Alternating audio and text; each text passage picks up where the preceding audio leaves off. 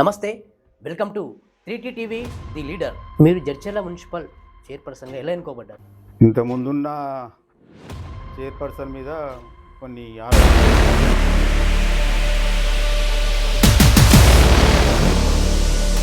మీరు చైర్పర్సన్ కావడానికి ఒక అజ్ఞాత వ్యక్తి మీకు బాగా సపోర్ట్గా నిలబడ్డాడు అని చెప్పేసి బయట టాక్ మాట్లాడారు.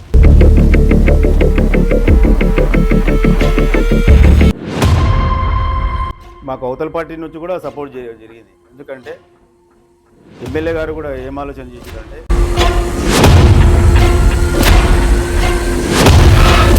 ప్లానింగ్ ప్రకారమే పార్టీ మారారనేది మొదటి నుంచి ఒక ప్లానింగ్ ఉందని చెప్పేసి. అలాంటిది ఏం లేదు. మేము టీఆర్ఎస్లో ఉండి చైర్మన్ అయిన తర్వాత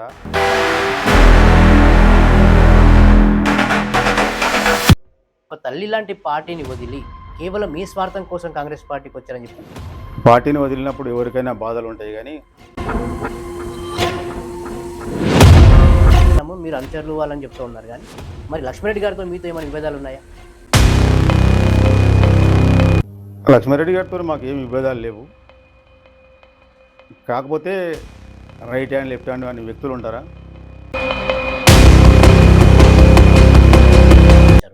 మరి లక్ష్మారెడ్డి గారికి అన్వీరెడ్డి గారికి ఏంటి వ్యత్యాసం? ఏం గమనించారు మీరు ఇద్దరి మధ్య?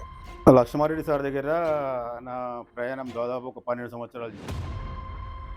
నేను ఇతలికి వచ్చి 1 సంవత్సరంన్నర కూడా కాలే ఇంకా. కానీ ఇద్దరి మధ్య ఉన్న తేడా ఏమిటంటే,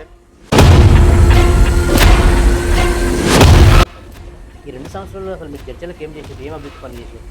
మేము వచ్చిన తర్వాత ఎమ్మెల్యే గారి సహకారంతో దాదాపు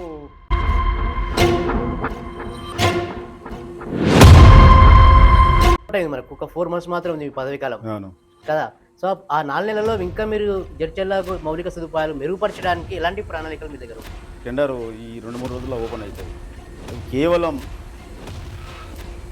ఈ జడ్చర్ల పట్టణంలో పాత బజార్కే 6 కోట్లు కేటాయించడం జరిగింది. ఎమ్మెల్యే గారు ఏమన్నారంటే, రీసెంట్గా నల్లకుంట చెరువులో చేపలు చనిపోయాయి, కలుషిత వాటర్, కెమికల్ వాటర్ వస్తుందని చెప్పేసి. సో వాటిపైన ఎలాంటి చర్యలు తీసుకుంటారు?